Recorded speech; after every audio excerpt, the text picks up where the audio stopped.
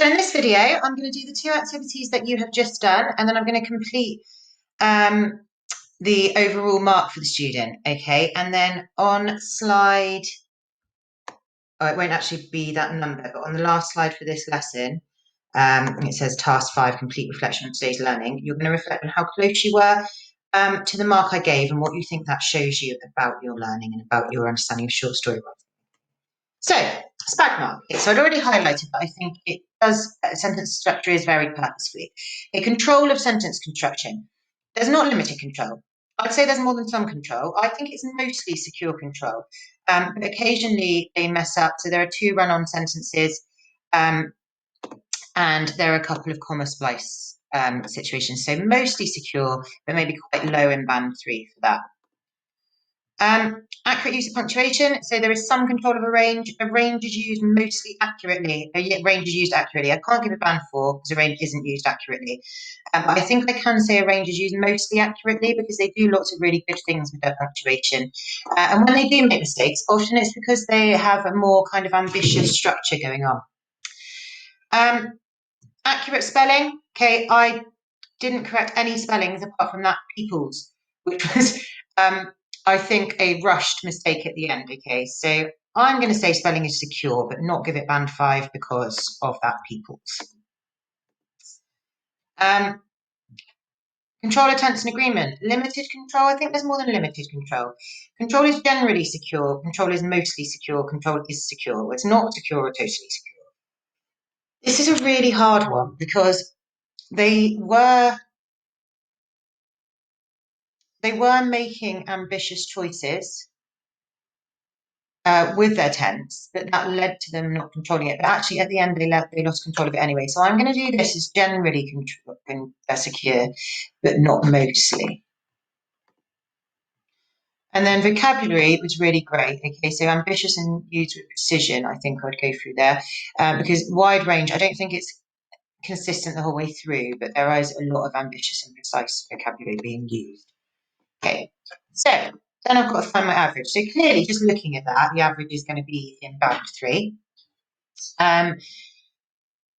There's 1 thing in band 2 and 3 in band 4. So I'm going to go for the middle of band 3, and I'm actually going to give it an 8. Now, I'm tempted to give it a slightly higher mark of a 9 or a 10.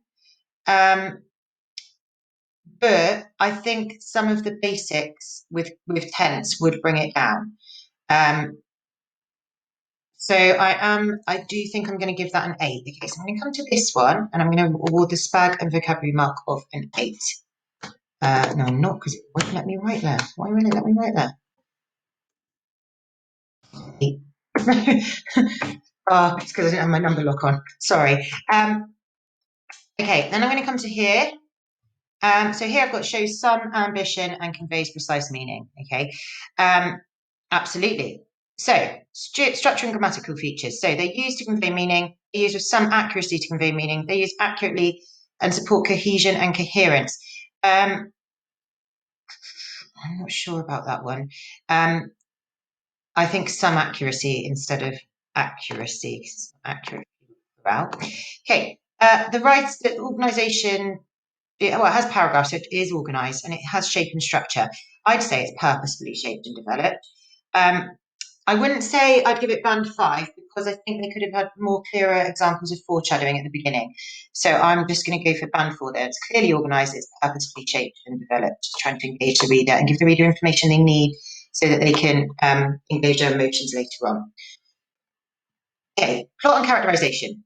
Some control of plot and characterisation. Plot and characterisation have some detail and development, developed with convincing detail, some originality and imagination, developed with detail, originality and imagination. I actually think this is the strongest part of this story. I think the plot is clear. There is things they could have done at the beginning, but it's very clear throughout to me what's happening. And it also does have detail, originality, and imagination throughout it. There's descriptive detail, there's a very imaginative approach. So I'm actually going to go to band 5 for that one. And then control and clarity of the plot. There is control of the plot. Clearly controlled and coherent. I don't know if I can say clearly all the way through because of the tense. Okay, so I'm going to go mostly controlled and coherent. So then again, I have to find an average, and that's quite difficult. Obviously, it's going to be in band 4, but because it's got this element of band 5, I do kind of want to go quite high. So I think I'm going to go about 18 for the story, because I do think it was a really nice story. Okay, so hopefully I'm writing this down. 8 out of 16. So overall, the student has got a 26 out of 40. Okay, the average band that I've gone for there, I would say is a band 4, the one I've gone for most often out of all of them. And I'm not going to talk about this grade bit. I'm just interested to see, from what you know previously, what grade do you think that would then get? So it's a kind of a low to mid band 4 answer, that. Okay, so what I want you to do is think about how that compares to the marks that you have given the story. And then that will be the end of lesson 2.